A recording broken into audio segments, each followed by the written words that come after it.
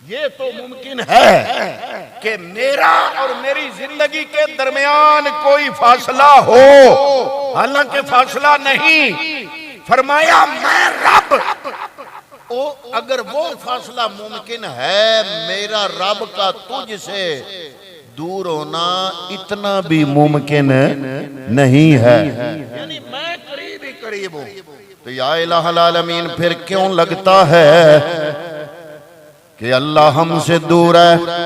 اگر ہمیں یہ لگے اللہ ہمارے قریب ہے تو جو ہستی قریب ہو اس کے آداب بھی ہوتے ہیں، اس کا لحاظ بھی ہوتا ہے، اس کا حیا بھی ہوتا ہے، اس سے شرم بھی ہوتا ہے۔ جو بندہ قریب ہو، میں اپنی زندگی کے اندر جس کو بڑی اہمیت دوں، جس شخصیت کو بڑی اہمیت دوں، اس کے سامنے اس کی بے ادبی کروں، اس کے سامنے بے حیائی کروں، اس کے سامنے اپنی چادر شرم کی اتار دوں۔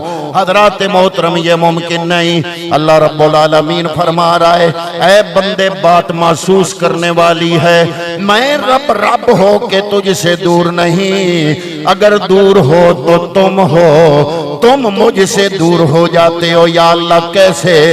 فرمایا اپنے اعمال کی وجہ سے مجھ سے دور ہو جاتے ہو، اپنی سوچ کی وجہ سے مجھ سے دور ہو جاتے ہو، اپنے عقل اور ادراک کی بنا پر مجھ سے دور ہو جاتے ہو، وگرنہ انہی دونوں آیتوں کا اصل مفہوم پیغمبر اکرم صلی اللہ علیہ وسلم نے اپنے جملے سے ارشاد فرمایا۔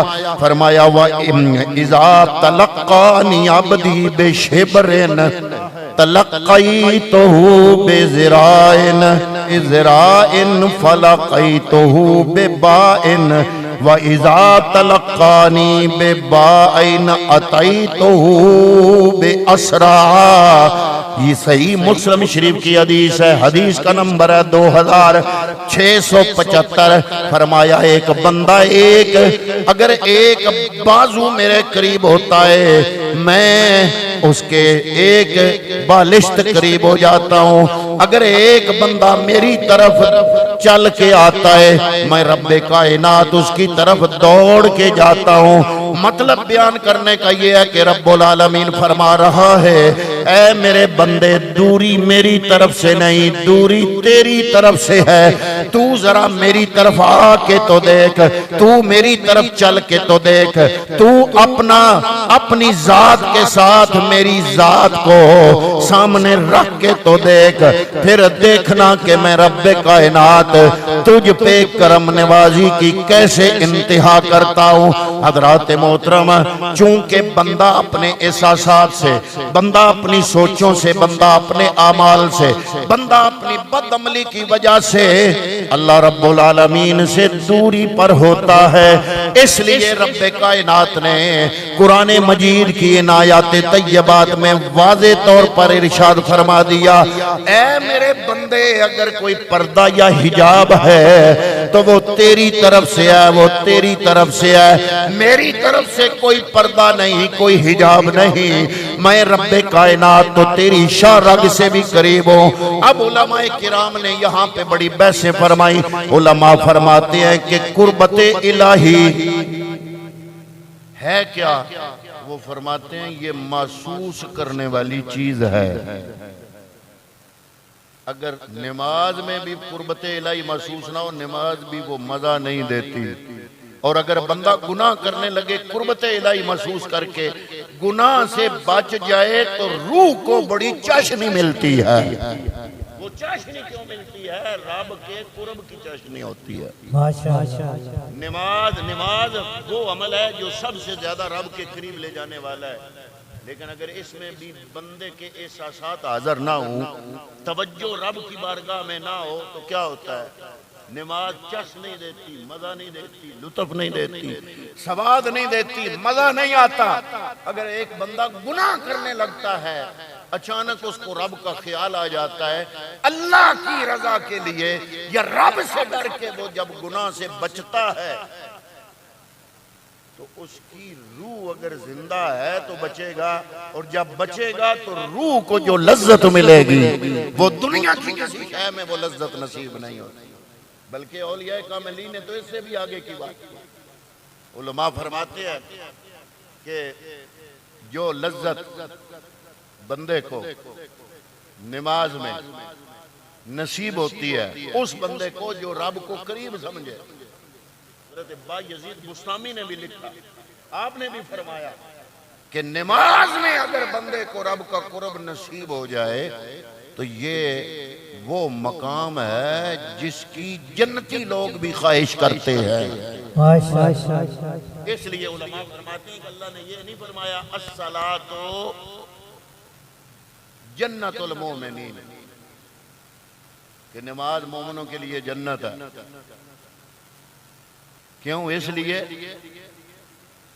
کہ اولیاء کاملین فرماتے ہیں کہ جس بندے کو نماز کی اصل حقیقت کا پتہ چل گیا نا، اور اس نے اپنے آپ کو یوں محسوس کیا کہ رب کے سامنے کھڑا ہوں اور میں یہ عرض کر رہا ہوں، تو جب اس کو قرب خدا بندی نماز میں محسوس ہوتا ہے تو اس کو وہ لذت ملتی ہے جو جنتیوں کو جنت میں بھی نہیں مل سکے گی. اس لیے حضرت بایزید بستامی کا قول ہے کہ اللہ اگر مجھے دے اختیار، سننا یہ بات بڑی قابل غور ہے، اگر اللہ مجھے دے اختیار، ایک طرف ہو جنت اور ایک طرف ہوں 2 رکعت نفل، اور رب مجھے اختیار دے کہ یا جنت میں چلا جا یا 2 رکعت نفل پڑھ لے، تو آپ فرماتے ہیں میں جنت کے بدلے 2 نفل اس لیے پڑھوں گا کہ 2 رکعت نفل جب میں نماز پڑھتا ہوں تو میں یوں محسوس کرتا ہوں کہ میں رب کے سامنے کھڑا ہوں، اور جنت میں جا کے مجھے شاید دیدار الہی نصیب نہ ہو، لیکن جب میں نماز پڑھتا ہوں تو میری روح یہ کہتی ہے کہ جس کو سجدہ کر رہے ہو وہ رب سامنے ہی تو ہے. ہم قریب نہیں اس کے، ہم نے حجاب بنائے ہوئے ہیں، اور ان حجابات کو اللہ نے یہ بندے کو اس لیے فرمایا کہ یہ حجاب جو جو دور کرتے جاؤ گے میں تو ہوں ہی قریب، میں تو تیری شاہ رگ سے قریب ہوں. اب سوال پیدا ہوتا ہے وہ حجاب کیا ہے؟ علماء سے پوچھنی، آپ کو ملا کے میں پوچھتا ہوں علماء سے. بندہ خود دور ہے رب کی ذات سے، اللہ قریب ہے، اور حجاب ہم نے خود بنایا. وہ حجاب کیا ہے؟ علماء فرماتے ہیں 7 حجاب ہیں. کتنے؟ 7 حجاب ہیں. پہلا حجاب علماء فرماتے ہیں حجاب الکفر والشرک. پہلا حجاب جو بندے اور خدا کے درمیان ہوتا ہے، اللہ تعالیٰ اس سے سب کو بچائے، وہ کفر اور شرک کا حجاب ہے. اگر کوئی بندہ کفر کرے یا شرک کرے اللہ کے مقابلے میں، کسی اور کی عبادت کرے رب کی ذات اور صفات میں، کسی نبی ولی غوث قطب کو کسی ہستی کو بھی شامل کرے، وہ شرک ہے. اور جو بندہ یہ کفر اور شرک کرتا ہے وہ کیا کرتا ہے؟ گویا کہ اللہ اور اپنے درمیان حجاب کھڑا کر دیتا ہے. رب تو قریب ہے لیکن بندے نے حجاب کھڑا کر دیا. دوسرا فرمایا حجاب العقائد الفاسدہ، کہ بندہ عقائد فاسدہ کا حجاب کھڑا کر دیتا ہے. یہ 2. تیسرا حجاب الکبائر الباطنیہ، کہ بندے کے اندر کئی ایسے حجابات ہوتے ہیں، مثلا عجب اختیار کرنا، تکبر کرنا، انا، جہاں میں ہوں وہاں کوئی نہیں، اپنی میں کو سمجھنا کہ میں بڑی شاہ ہوں. یہ بھی علماء ہیں، فلاں بھی ہے فلاں بھی ہے، پر نہیں، میں جس میں میں آ جائے، خود پسندی آ جائے، ریاکاری آ جائے، اندر بغض پیدا ہو جائے، اندر کینہ کسی کا آ جائے، کسی کا اندر حسد ہو، تو یہ ہے حجاب الکبائر الباطنیہ، کہ بندے کے باطن میں جو ہے وہ حجاب پیدا ہو جائے. تو جب ایسا حجاب بندے کے باطن میں پیدا ہو، اس کو رب مخاطب کر رہا ہے وَإِذَا سَأَلَكَ عِبَادِي انی فَإِنِّي قریب. محبوب ان کو بتا دو یہ دوری تو تم، پردے تو تم نے ڈالے ہیں، میں تو قریب ہوں. یہ 3 حجاب.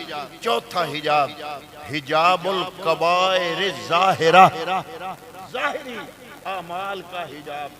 مثلا خدا نخواستہ بندے سے زنا ہو گیا، بندے نے کوئی قتل کر دیا، یہ کبیرہ گناہوں کا ارتکاب کر دیا، تو جب بندہ کبیرہ گناہوں کا ارتکاب کرتا ہے تو کیا ہوتا ہے وہ قریب، تو گویا وہ تو قریب ہے لیکن کبیرہ گناہوں کا ارتکاب کر کے بندے کے محسوسات سے وہ دور چلا جاتا ہے، وہ درمیان میں حجاب بن جاتا ہے۔ پھر 4 حجاب، 5واں حجاب، حجاب الصغائر من الذنوب۔ بندہ کہے کہ یار یہ چھوٹا موٹا گناہ ہے، کوئی نہیں خیر ہے، یہ چھوٹے ہیں۔ چھوٹے گناہ بھی جب بندہ ہلکا سمجھنا شروع کر دے کہ یہ صغیرہ ہے، ابھی اس کی خیر ہے، جب صغیرہ کو صغیرہ سمجھ کے ارتکاب کرنا شروع کرتا ہے تو کیا ہوتا ہے پھر وہ بھی اللہ کے قرب میں حجاب کا کام دیتا ہے۔ اور چھٹا ہے حجاب الفاضلات والتوسع فی المباحات۔ کچھ چیزیں ایسی ہوتی ہیں جو جائز ہوتی ہیں، مباح ہوتی ہیں، لیکن بندہ ان چیزوں کو اس انداز سے کرتا ہے کہ اس طرف اپنی ساری زندگی لگا دیتا ہے، ٹوٹل اپنی زندگی کو ان مباحات میں خواہ مخواہ میں مصروف کر لیتا ہے، اور ان جو مباح چیزیں ہیں، مباح کرنی جائز ہے، کرنا گناہ نہیں، لیکن ان مباحات کو اپنی زندگی میں اس کثرت سے استعمال کرتا ہے کہ وہ بھی اللہ کی بارگاہ میں اس کے لیے ایک حجاب بن جاتا ہے۔ اور 7واں حجاب الغفلت عن الاستحضار ولا تطع من اغفلنا قلبه عن ذکرنا۔ سورہ کاف کی آیت نمبر 128 کا ایک جملہ ہے کہ اے میرے محبوب اس کی طرف تم توجہ نہ کرو، من اغفلنا قلبہ عن ذکرنا، جس نے اپنے دل کو ہمارے ذکر سے غافل کر دیا تو اس کی طرف آپ متوجہ نہ ہو۔ یہ سورہ کاف کی آیت نمبر 28 ہے۔ تو حضرات محترم یہ 7 حجاب ہیں، حجاب الغفلت عن الاستحضار، یعنی کیا مطلب؟ نماز تو پڑھتا ہے، حضور قلب نہیں ہے، روزہ تو رکھتا ہے، تو یار آفس میں جو سنگی ہیں ان کے سامنے شرمندگی ہوتی ہے، انہوں نے روزہ رکھا ہوتا ہے، چل میں بھی رکھ لینا۔ گواڈی آخدے نے بھی انہاں دے گھروں دیہڑی دھوں دکھدا رہندا ہے، برتن کھڑکنے دی آواز ہوندی رہندی ہے، چلو یار گواڈیاں رکھے تے میں بھی رکھ لاں۔ تو گویا بندہ نیکی کا کام تو کرتا ہے لیکن اس نیکی کے کام میں حضور قلب نہیں ہوتا۔ ساری رات کھڑا ہو کے نماز پڑھتا ہے لیکن حضور قلب کے بغیر پڑھتا ہے، تو فرمایا یہ حضور قلب کے بغیر کی ہوئی عبادت، یعنی توجہ نہ ہونا۔ مطلب کیا بنا کہ اللہ کو اپنے قریب محسوس نہ کرنا۔ قرب الہی کیا ہے؟ قرب الہی وہ حال ہے، میں ساری گفتگو کا لب لباب ایک جملے میں پڑھنے لگا ہوں، ایک جملہ اب تک جو گفتگو کی آپ کی خدمت میں، اس ساری گفتگو کو ایک جملے میں، تو قرب الہی کیا ہے؟ قرب الہی وہ حال ہے جو بندہ اپنے دل میں محسوس کرتا ہے۔ قرب الہی وہ حالت ہے، وہ حال ہے جو بندہ اپنے دل میں محسوس کرتا ہے۔ اب مجھے سمجھ آئی کہ رب نے 12 مہینوں میں ایک مہینہ جو رمضان کا بنایا تھا بڑا قیمتی، خطرہ تھا کہ یہ قیمتی گھڑیاں میرے بندے ضائع نہ کر دے، اس لیے محبوب کو واضح کر دیا کہ اے محبوب، جس کی زندگی میں رمضان آ گیا وہ جنتی ہے۔ سبحان اللہ۔ اور پیغمبر اکرم نے فرمایا جس کی وہ بندہ ہلاک ہو جائے جس کی زندگی میں رمضان کا مہینہ آئے پھر بھی وہ جنتی نہ بن سکے۔ پتہ چلا کہ رمضان میں جنت لینا آسان ہے، رمضان میں بندے کی جنت سستی ہو جاتی ہے، رمضان میں جنت آسان ہو جاتی ہے۔ اس لیے پیغمبر اکرم فرماتے ہیں وہ بندہ ہلاک ہو جائے جس کی زندگی میں رمضان آئے پھر بھی وہ بندہ جنتی نہ بن سکے۔ اب خطرہ تھا کہ یہ غافل لوگ، اللہ سے غافل لوگ، دین سے غافل لوگ اتنا قیمتی مہینہ برباد نہ کر دیں جس کی پہلی گھڑی سے لے کر آخری گھڑی تک اللہ رب العالمین لاکھوں کروڑوں جہنمی جنتی بناتے ہیں۔ اس لیے پیغمبر نے فرمایا میرے امتیوں، میرا کلمہ پڑھنے والوں، اگر رمضان المبارک کی کوئی گھڑی بھی ضائع نہیں کرنا چاہتے تو نبی کا فرمان سن لو، فرمایا شعبان شہری و رمضان شہر اللہ، شعبان میرا محمد کا مہینہ ہے، رمضان اللہ کا مہینہ ہے۔ اگر مجھ سے پیار کرتے ہو، چاہتے ہو رمضان کی ایک ایک ساتھ جو ہے وہ قیمتی بن جائے اور تمہارے لیے ذریعہ نجات بن جائے تو مجھ محمد کے پیارے مہینے شعبان کے اندر ہی تیاری شروع کر دینا۔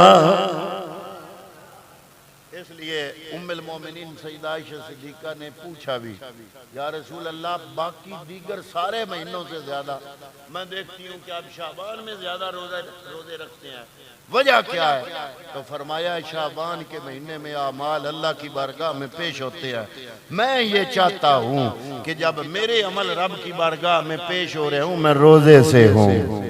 حالانکہ پیغمبر اکرم کی ساری زندگی عبادت ریاضت پر گزرتی ہے، اللہ کو فرمانا پڑتا ہے میرے نبی تھوڑا سا آرام بھی کر لیا کر، تیرے پاؤں سوج جاتے ہیں، ورم آ جاتا ہے، پاؤں پہ تکلیف آ جاتی ہے، تھوڑا سا سکون بھی لے لیا کر۔ محبوب سوتے نہیں، ساری رات جاگتے ہیں۔ ام المومنین سیدہ عائشہ صدیقہ فرماتی ہیں یہ تو معمول کی زندگی ہے، لیکن جب شعبان کا مہینہ آتا نبیوں کے امام عبادت کے لیے کمر کس لیا کرتے تھے، کیوں؟ تاکہ میرا کلمہ پڑھنے والے میرے امتی مجھ سے جو محبت کرتے ہیں وہ شعبان میں روزے رکھنے شروع کر دیں۔ اگر بے نمازی ہیں خدا نخواستہ تو نماز پڑھنی شروع کر دے، ان کا قرب رب کی بارگاہ میں ان کا قرب ہو جائے، ان کے اللہ تعالیٰ کا قرب انہیں نصیب ہو شعبان المعظم میں۔ تو جب رمضان کی گھڑیاں شروع ہوں تو رمضان کے اندر ان کے دل کو دھونے کے لیے، ضمیر کو ستھرا کرنے کے لیے، من کو پاک اور صاف کرنے کے لیے، دل کو گناہوں کی غلاظت سے دھونے کے لیے وہ مہینہ رمضان المبارک کا اس کے دن ضائع نہ جائے، یہ شعبان میں عبادت شروع کر دیں، ان کا دل دھل جائے، من ستھرا ہو جائے، دل پاک ہو جائے، ان کو رب کی بارگاہ میں قرب نصیب ہو جائے، اور جب قرب ملے گا خدا کی بارگاہ میں این رمضان شروع ہوگا، ان کے درجات رب کی بارگاہ میں رمضان المبارک کے اندر بلند سے بلند تر ہوتے جائیں گے۔